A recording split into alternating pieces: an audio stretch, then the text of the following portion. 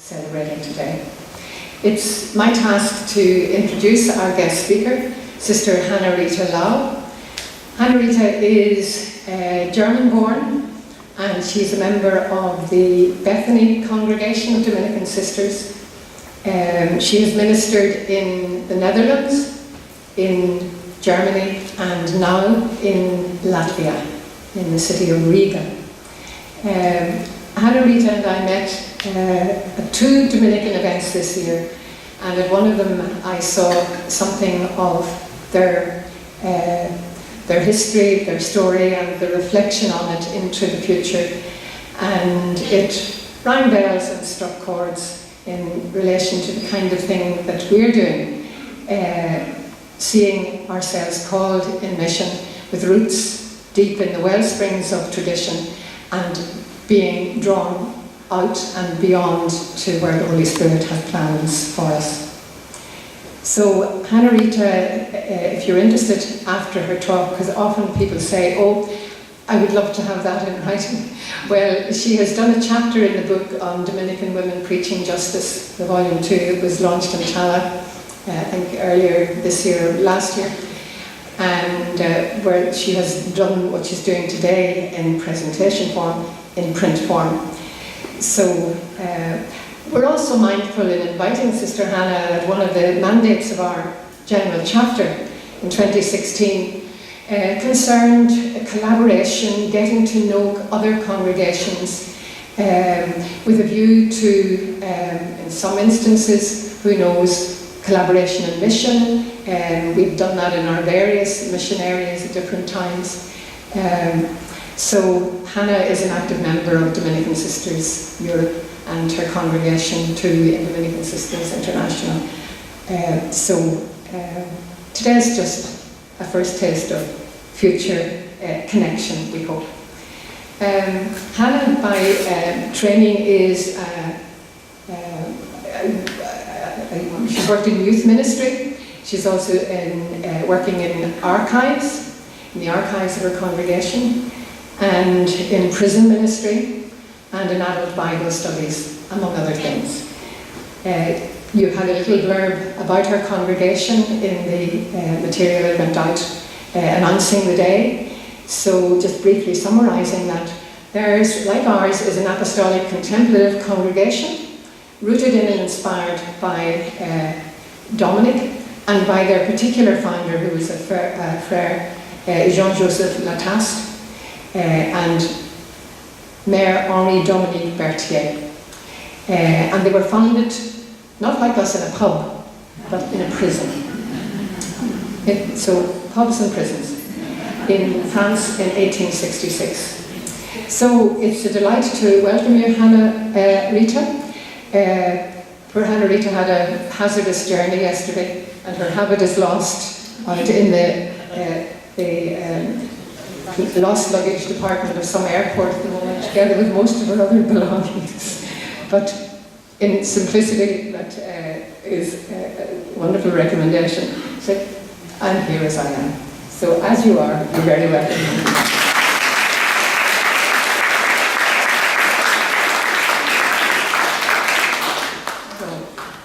Thank you, Geraldine, for this friendly and warm welcome, and thank you for all the care, because I lost my luggage. I think I wasn't taken care of so good for many years. So, yes, dear sisters, thank you for inviting me. I'm really pleased to be here and to share just a little bit of our family story with you.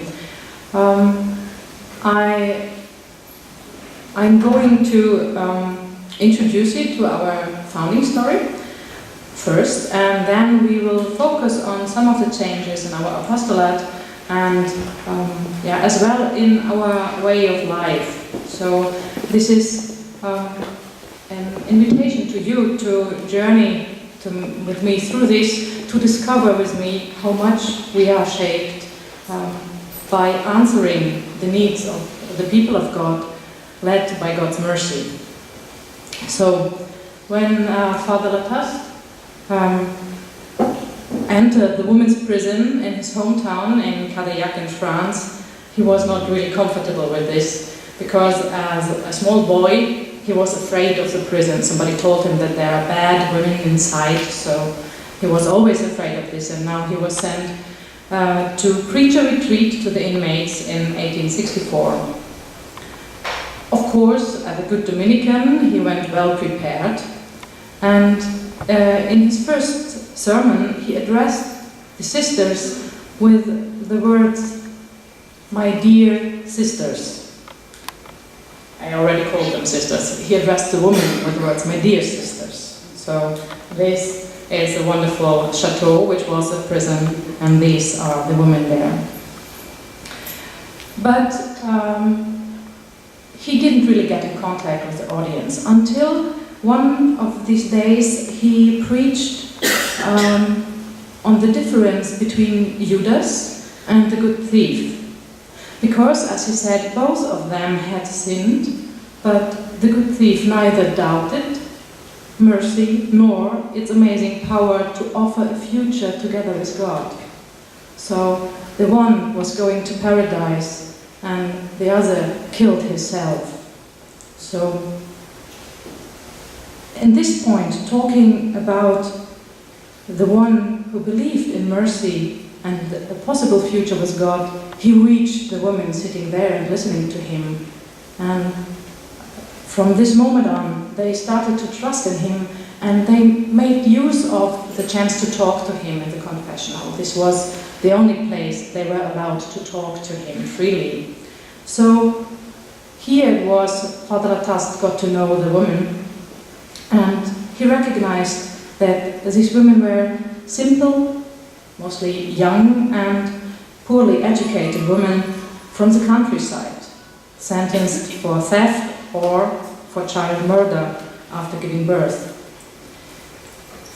In many cases, the women became pregnant by their employers, and it's a shame to say so, but normally men were going free and women were arrested because they were left alone, and they had to face situations they believed they could only solve by committing the crimes they were sentenced for, after falling for failed promises of love, maybe marriage, and yes, for trusting in the words with high hopes for the future.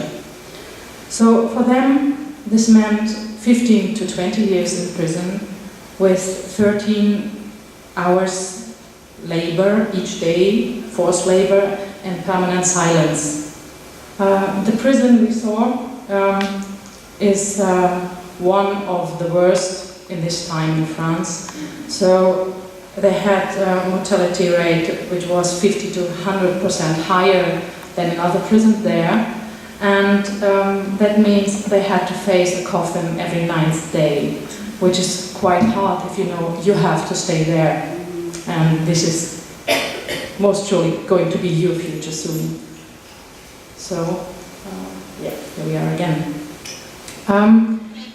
What really struck Father Latas listening to them was that these women not only repented their sins, what of course was very welcome, but they had forgiven those who brought them into these situations. So, for him, this was a sure sign that they had been changed, transformed by meeting God in this silence in the prison. As he put it, forgiveness is not easy, especially if one has suffered much and long. Experience has shown that in order to have the power to forgive, one must be innocent, or, if one is guilty, feel deep repentance about his mistake. Criminal hearts never forgive, but they forgive, and that means, in truth and reality, that they are no more criminals.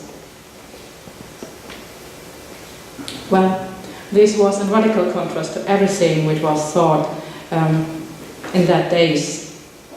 So, even if in 1862 Victor Hugo wrote Les Miserables, putting this matter into public thoughts, there was rarely somebody who believed that it is possible for a person which is found a criminal person, that they could become a good and reintegrated person again. So once sentenced guilty, they were seen as people who stayed like this, like it's their nature and there's no way to change about this.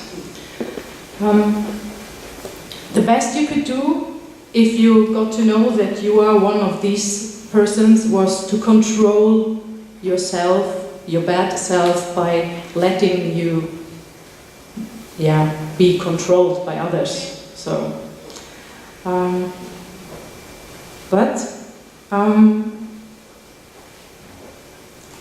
when they came out, that had the effect that they didn't really have a chance to start a new life. So they were no longer allowed to marry or change their living place without permission. They would stand under parole for up to 20 more years with a colored passport they had to show when they were asking for work somewhere or for a flat or something. So everybody would know where they're coming from, and normally nobody would want to take them in. And most of them came back very fast to prison because the ways still open to them were prostitution, which of course led back to prison, or, and that did some of them, if they did a sacrilege, they were put to prison. So some of them went out and went into the first church and took everything from the altar just to be imprisoned again because they didn't want to go to prostitution. So that happened. So while he was listening to them and absolving them from their sins, Vatas became more aware of this amazing power of mercy. And he understood that before God, the women were rehabilitated through the sacrament, of course. And they had undergone a change. So he started to open his mind for something which was really hard to even think about. And he recognized that among them there were women even with a calling for religious life. But although he was realistic enough to recognize that in the eyes of the state, in front of the law, they will remain guilty for a long time. So even if they have served their sentence, there was no chance. And even thinking about a way of opening a door for these women to become sisters, religious, it was like, mind-blowing in these days. Because this was a life considered the safest way to salvation and an example of innocence and pureness. So imagine women coming from prison joining this. But the encounter in Cadillac changed the heart and the mind of this young brother, and so at least he was transformed, and in one night adoration he was ready to receive a very special calling, the calling to found the congregation of the Dominican Sisters of Bethany, a congregation where these women could live their calling together with women who never were in prison, and without anybody from the outside being able to tell them apart. For him, following the exegesis of his region in France, Mary of Bethany and the well-known sinner and Mary Magdalene were the same. So he saw in this Mary of Bethany the best example ever of a well-known sinner becoming one of the most honored saints. So that is why he chose Bethany for the congregation as a name. Because that was what he saw in that prison, that there are women who, even if they had been sinners, were changed by God and had a chance to become saints as well. So,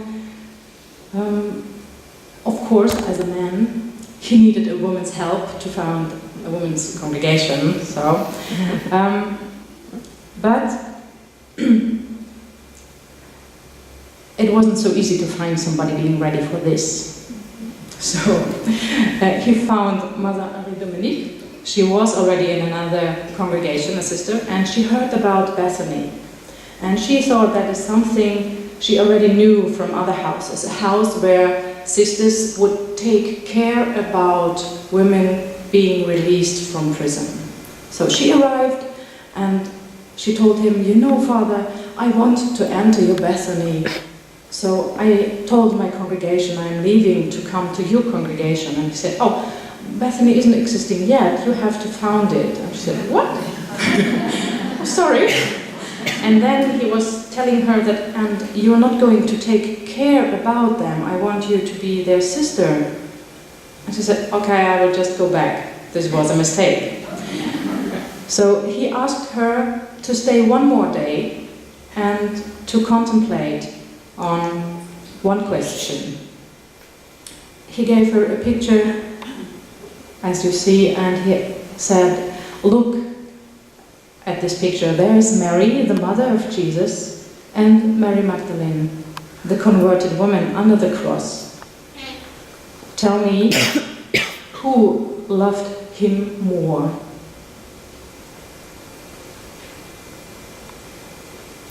It took her one day, and when she came back, she said, "Let's do it."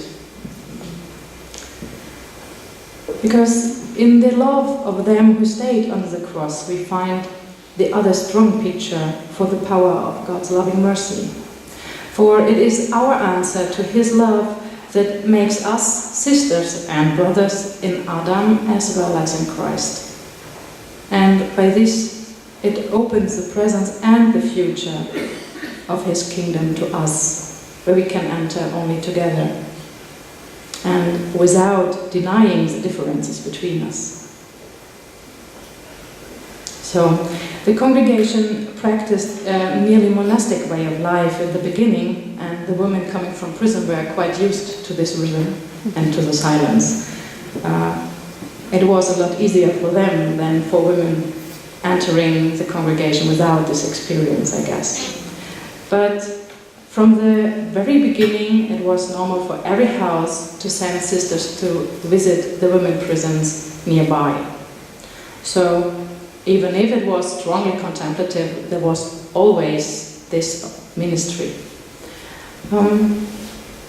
So, let's just take a step back and see what happened here. There are three powers that shaped the persons involved in this story to be ready for a future corresponding to God's mercy.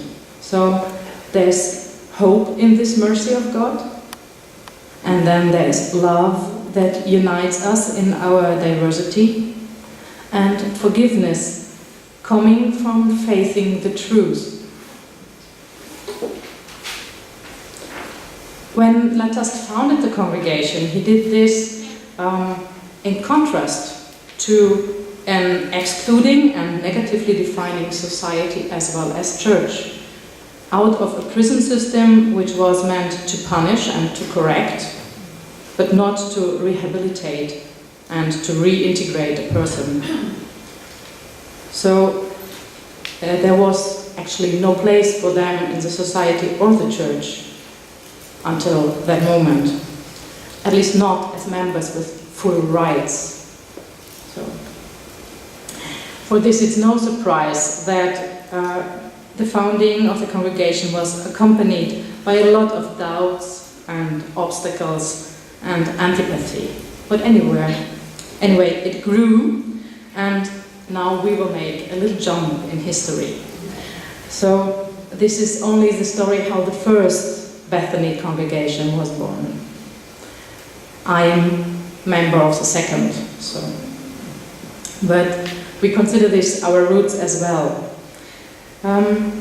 Because word about Bethany reached Germany, and women from Germany were sent to France to enter the novitiate there. And we had both. We had women with prison experience coming to France and women without. But suddenly in 1914, this group of now 26 women became enemies of the state, and they had to leave France. So, together with their novice mistress, they ended up in the Netherlands, very close to the German border, but didn't have the chance to enter, and were taken in by the Dominicans living there. They started their new life in a very, very small house, this one. It's only called the Little House. So, oops. And through the war, it was very, very difficult for them to keep in touch with the mother house in France. So they lost contact, and the bishop tried to take responsibility and to make up a safe situation for them. For this, he contacted Rome, and there was a lot of interacting between Rome and the bishop, and between Rome and France, and some letters got lost, and actually nobody knows exactly what happened. But the result was that a second Bethany congregation was founded in the Netherlands, and the bishop took the responsibility for this little group. So this meant for the sisters in France, they lost 26 sisters in once. And for this young women in formation, it meant they lost their mothers and their roots. So it was very, very painful for both sides, and it took a long period of time to find a way back to a friendly relationship.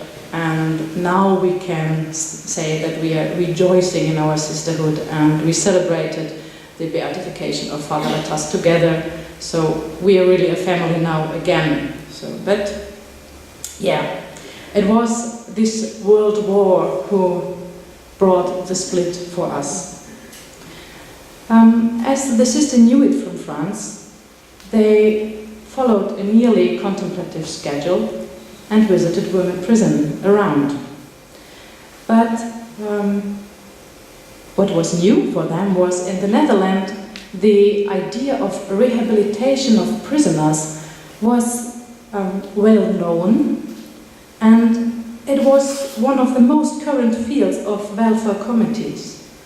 So they found themselves in a surrounding which was really open for a congregation with exactly this charism of rehabilitation, and it opened doors to them they would never have dreamed about. So from this little house they quite fast had to build a bigger house really next on the ground. So they visited there's a big house.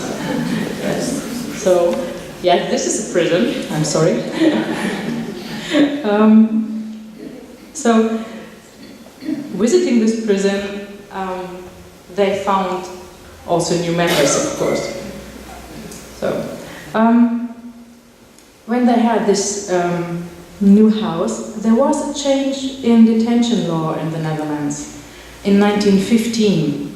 So, this brought the chance for women, or even for men, to stay under parole for a longer time outside. So it's a chance to be not sentenced, but if you do another mistake, then you will go into prison. So with this, people started to think about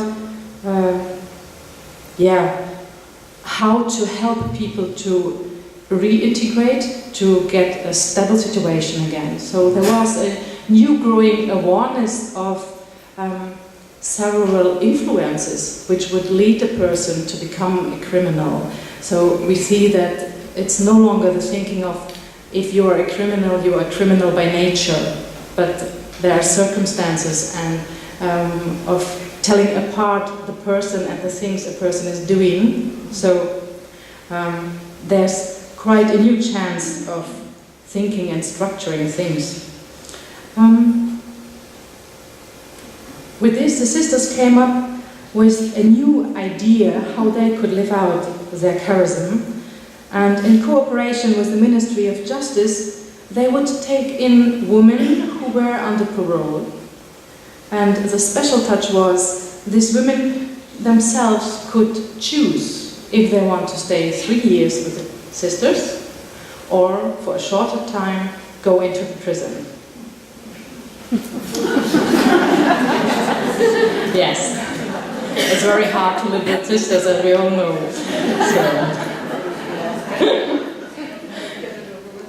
While the sisters were looking for a place to build a second house, to live this apostolate, there was a mayor of a little town, Zambik, and in the Netherlands we have the fight between Catholics and Protestants. And he wanted to build an ideal Catholic village. So that was his dream, because his small village bought back land from Protestants and they wanted to make a Catholic village out of this. And the sisters heard about it, and the general prioress rushed in, and she didn't find him but only his wife, so they had a good chat and then they explained everything to him. And actually he was pleased to find Bethany, or to be found by Bethany, because he wanted a congregation in the very center of this village, because he thought, the church will not give me a priest for my small village, but if there is a congregation, they will take care about the sisters. So, if I want to have a Catholic village where everybody can lead a proper life concerning all what is needed in connection with the church, so let's put a congregation in the middle. And for him it was quite a wonderful idea to have sisters and women coming from the prison in the really center of this small village. So there they are. And it was the day after the sisters signed the contract that the land around, all the black dots you see, were given to Catholic farmers and their families. So they really started this village from the scratch. So, yeah, this is Stevensbeek. We find it until today. So later on, there was a man congregation joining the small village. So the sisters took over the main house of the old creamery, which was from the Protestants, and the women came from the prison. So the old places for the cows were made the place for worshipping God. Of course, the women had to work at the farm because you wanted to live from something, and the sisters started to teach them all what was needed later on, so they could find a place to work in a house from peoples around. And these women could say that they came from sisters. They didn't have to tell anybody that they would have been in prison. So that was a great chance. Confronted with these women, the sisters decided to live together with them in small groups. So this was the first change from the normally structured convent life. It was quite, a more family way to live together. But anyway, there was a group of sisters living in the convent building, and it was there where the women came to learn how to cook or to do the laundry. And the sisters also started to teach them the basic things of calculation, writing, reading, so they really would be prepared later on. Yeah, it's time for another jump, I guess.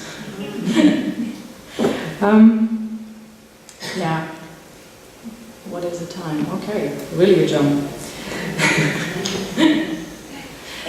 So,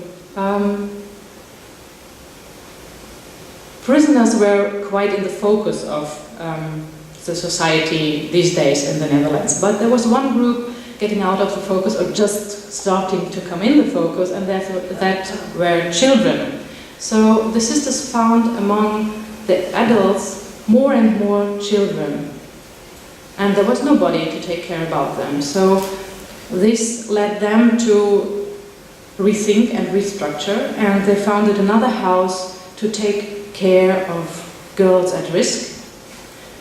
And then, after the Second World War, there was a group of children nobody wanted to work with. And these were the children of families who collaborated with the Nazi regime. So the parents were taken away to be schooled, to be denazificated, and nobody took care about the children. They were just left alone in old barracks. And the bishop was the one who confronted the general prioress with his children and asked the sisters to take care about them. And seeing that actually these children were stigmatized by the choice their parents made, and that the good future or the chance of a good future was taken away from them, was the reason for the sisters to answer this call and to change their life again. They started to live really in family-like houses and structures with these children, starting with a small group, and very soon this became the concept of children's villages. So, let's see, sisters with children, it's always nice. Yeah. As you see here, this is just one example.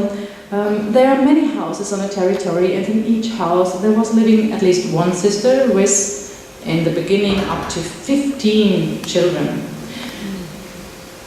The sisters had to learn a lot, and one of the things was that they didn't stay with the traditional way of taking care of children, like making age groups and putting them apart, but they broke through this system and allowed siblings to stay together, which gave a lot of stability to the children, of course.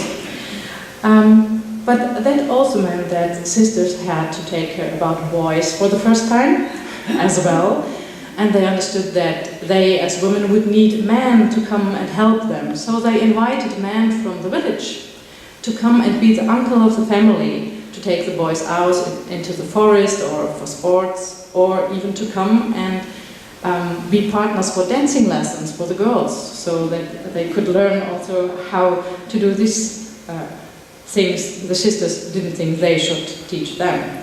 So within 13 years, the sisters had opened 6 new houses and changed their way of life rapidly.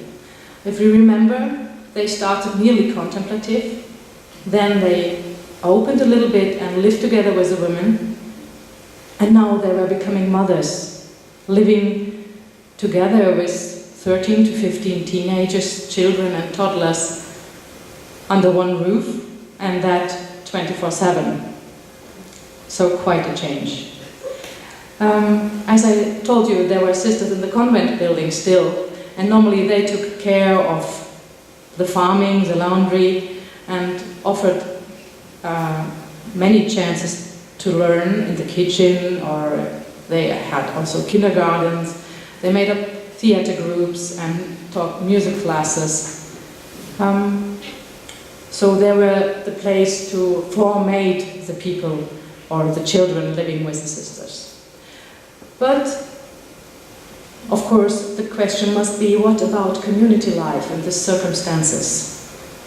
So the sisters had and kept weekly recreations, but they had to pray in different shifts now, because they had to be somebody with children all the time, you know.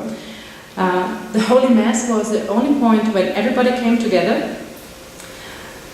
But the big challenge was what we recognized only later on, that latently there was a split between the village sisters and the convent sisters.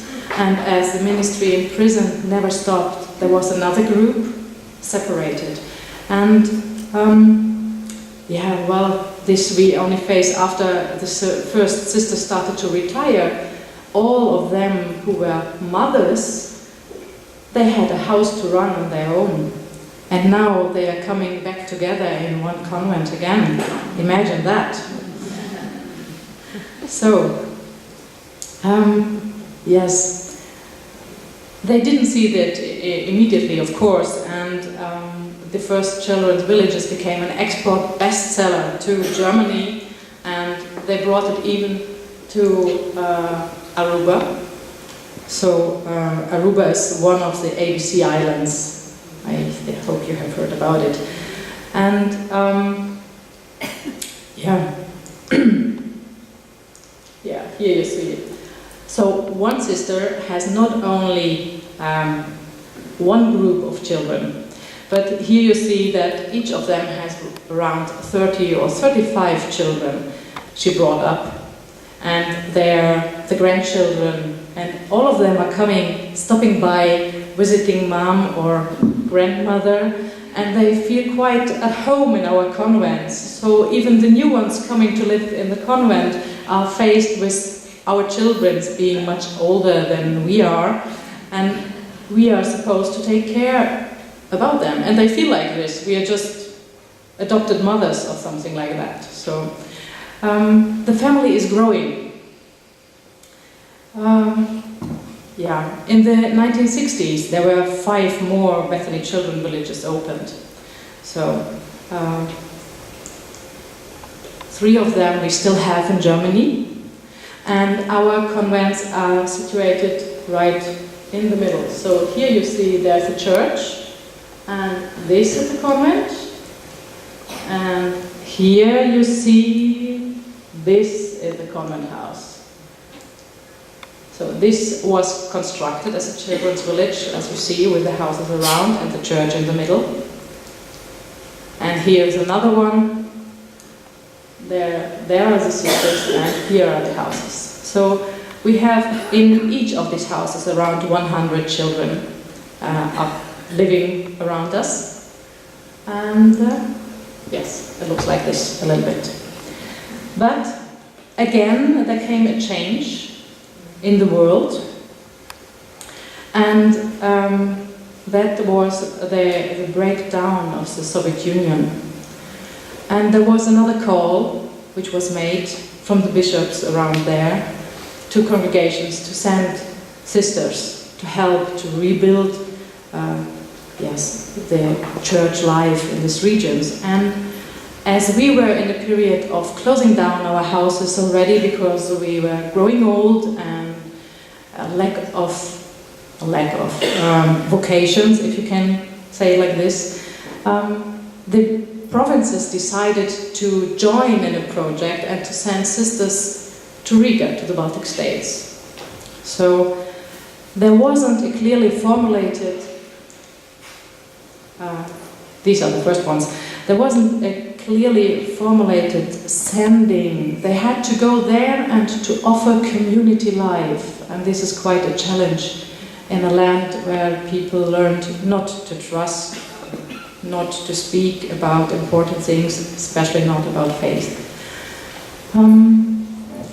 It was also the same here. Prison ministry was part of it from the very beginning. So when the founding sisters had built all this, they left, and they left us 4. I joined later in. So at the moment we have 4 sisters living there, and yeah, we are challenged. We are in the prisons. As you see, it's one woman prison only, which is, for me it was quite new that there is a mother-child part in the prison, where the children are growing up in the prison until they are 3 years old, and they don't know much about the outside world. It's quite difficult, especially if the mothers have to stay longer and then they are separated. Well, yeah. Here you see, this was with Easter, I guess, so 2 women were baptized. But we take in women coming from prison and starting a new life, or women being trafficked and coming back, because normally they don't want to go back to their families for the first contact because they are very ashamed of what happened. And we have student girls living with us coming from the countryside. So we have kind of focused our work to this 3 main parts: rehabilitation, spiritual growth, and prevention. The important thing is that we are coming together in monthly house evenings, so that these different worlds will be connected. And it's quite good for the students to be confronted with the other stories, because that influences the way they are studying. And on the other side, it gives so much to the women who had, to face very sad things in their life, to meet women on the very beginning with all the hope and all the joy of just starting their life. And we see that for a congregation, there is the challenge to find out what are we called to be like now, whom are we called to live with now.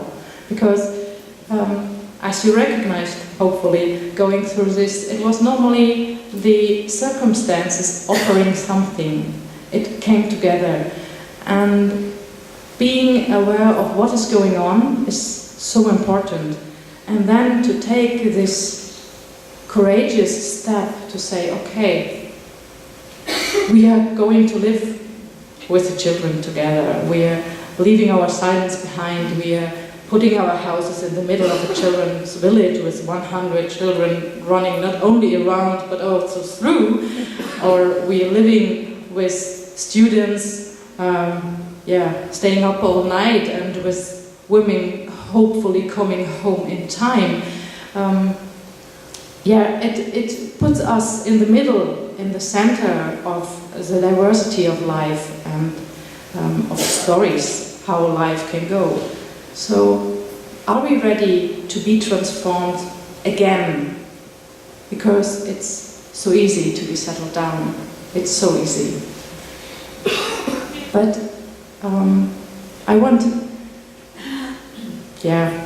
I'm dreaming of this, I can say, that we will be ready to leave our comfort and that we let ourselves be transformed into brothers and sisters again and again, and to brothers and sisters of them who God already loves and we just don't know yet. We just don't know them yet. But they are waiting for us. So I think this is what we have to do, being itinerant preachers, like the disciples did, following Jesus, breaking the bread and becoming the bread. So let us go and do likewise.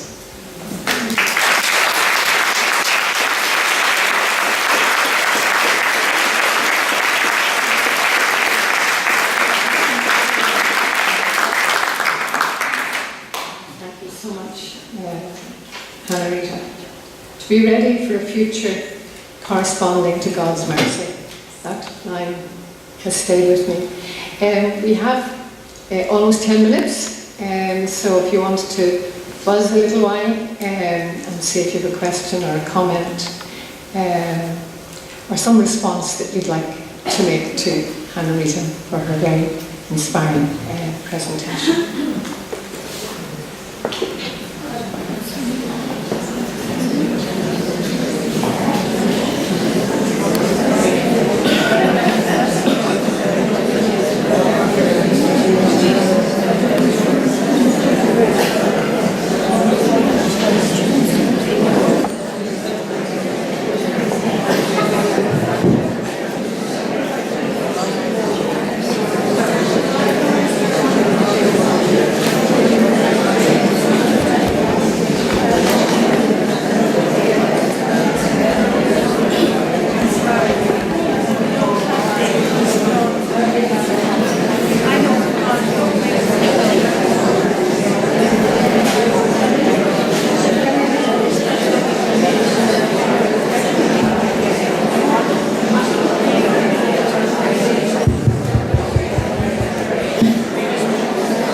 Can we gather back again? And just to save time, I let Sister Hannah field her own questions, so it doesn't have to be coming in. So I'm ready. Have a roving mic. Should give a signal and the mic will come to you if there are questions. I can shout. I will hear you. you, but maybe your sisters will not. So. Good afternoon. Good afternoon. I just wondered about the rest of the congregation. You mentioned before of you in the house, and what are the others? Where are the others? Well, or are there others? Yes, we are more than 4. So a direct answer. The 3 houses with the children's village, they are existing at the moment in Germany. So in total we are 120 sisters. So I think, nearly as much as there are in this room right now. 60 of them living in Germany, and the rest, most of the rest, living in the Netherlands. In Germany we have quite some sisters who are younger than 55, so. And we are in the children villages. There are 2 sisters living as mothers, one you saw with the children walking there, and others are involved in teaching and having a little shop in the center of one of the children villages, or helping with homework. There are different ways to help, and even to just jump in the nights if there are crisis situations. If you have to take a child out because something triggered the traumatas and you have to separate them from the group, they will bring the child to the convent in the middle of the night, because, that's it. And other sisters are doing work in the parishes and in prison. So.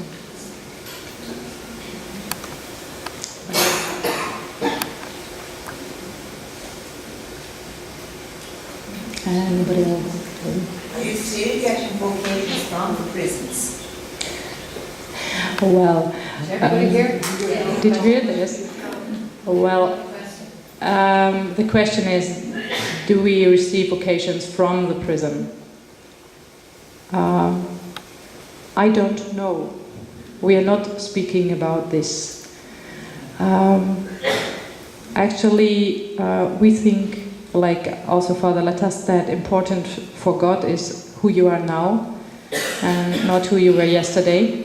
So if you happen to be with somebody in the novitiate together, you may know it. Otherwise, you're normally not going to know this, because this is something only the general prioress knows. But I know that during the last years there were women among them. So it's not always that they are coming directly from prison, but they are coming after, because I think it's something we face in whole Europe, that women are entering later when they are older. So and of course we have to face the fact that the women Father Latas met in the prison, this is a group of women who we nowadays will not find in a prison. So it doesn't mean that they wouldn't need help to get in contact with this mercy of God that helps us to live our potential, or positive potential, but they are not found in the prison any longer. So yes. Sports.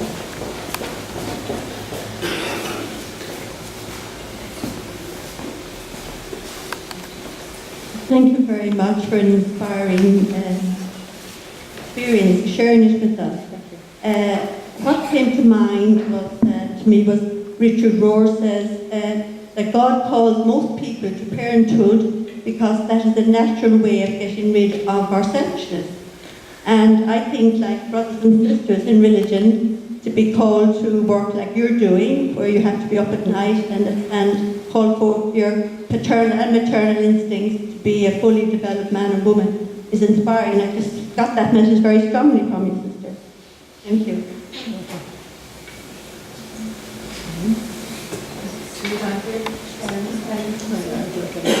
Sister Lydia, and thank you. Absolutely, the last one. And could you say a word about Dominican Family Europe? Oh, yes. Can I collect first, then I will know how much time I have to answer this question.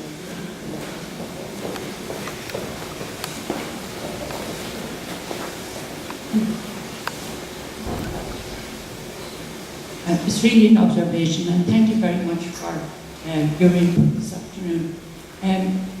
You mentioned the women that had been trafficked, who were arriving back in your country.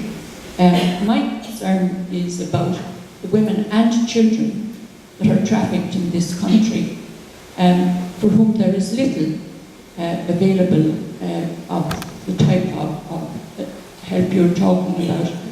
And the sad part is that these children are not just coming from abroad, they're from within the Irish community as well. And they're a totally neglected group, particularly from a spiritual point of view.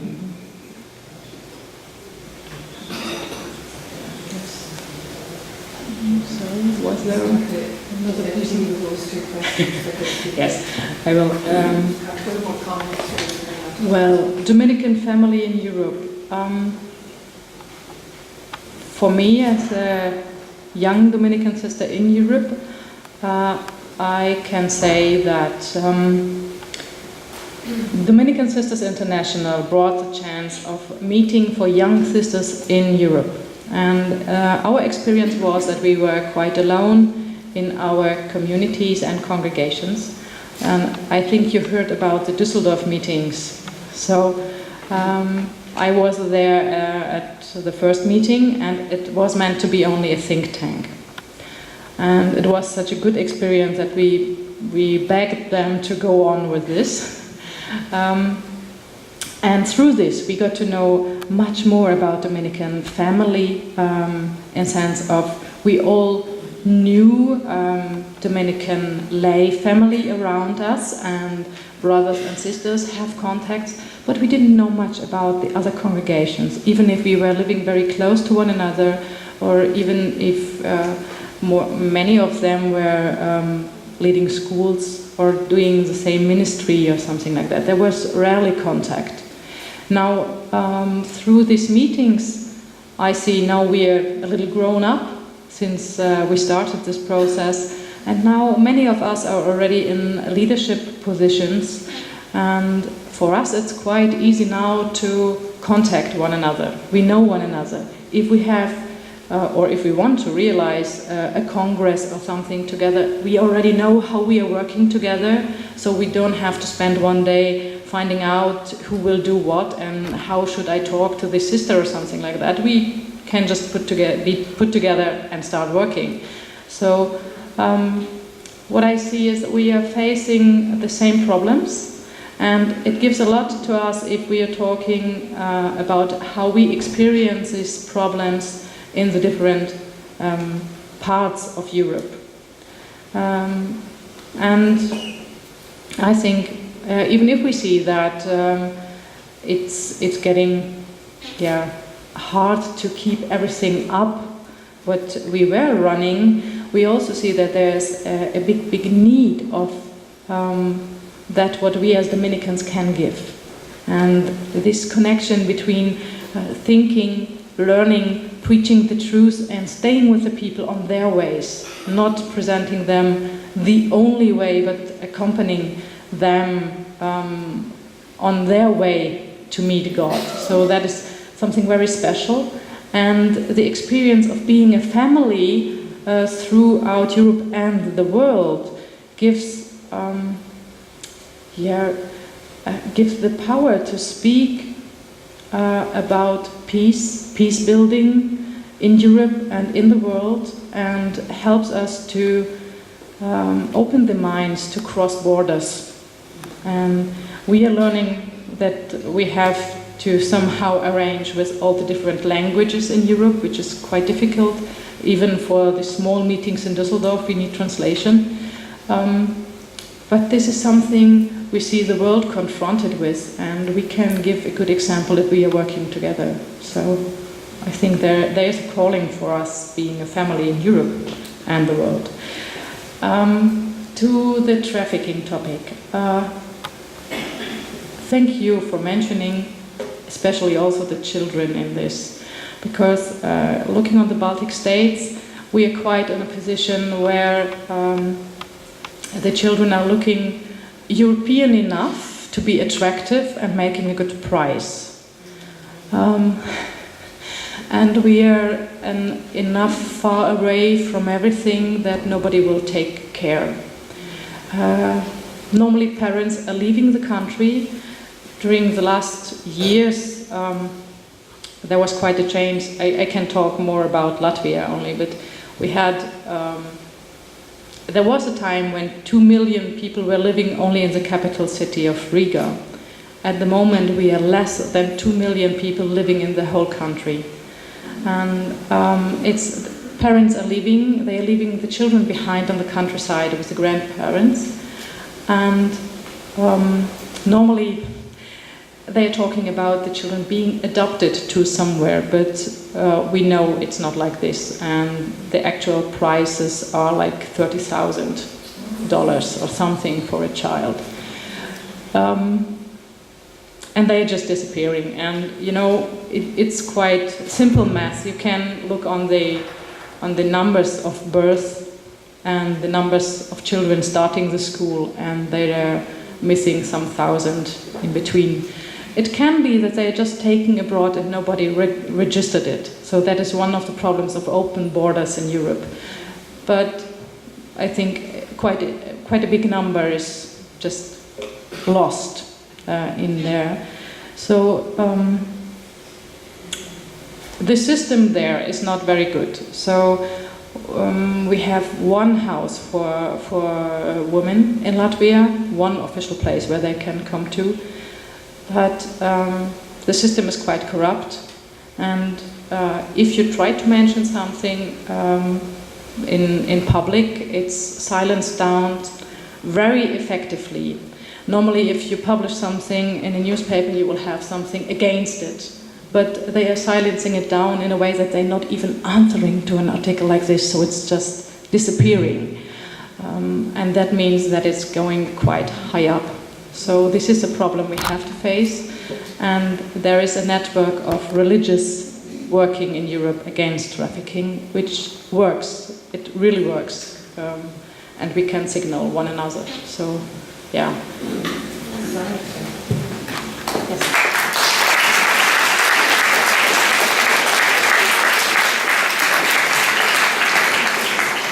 I think there's definitely fruit there for further conversation. We've possibilities for doing that. Initially today, informally, tea break. Hannah, we're greatly in your debt. Thank you for coming from a place where few of us have been, and reminding us that whatever the borders, we are still called to witness to God's love in the world wherever we are, and to be open and to reach out when opportunities present themselves for confronting these kinds of challenges. Thank you for opening up to us something of the history of your congregation, and in particular the pivotal and transformative turning points where you did deep soul searching and responded in the light of the Dominican charism, the way of the gospel, to the signs of the times around you. So we're going to move to the next.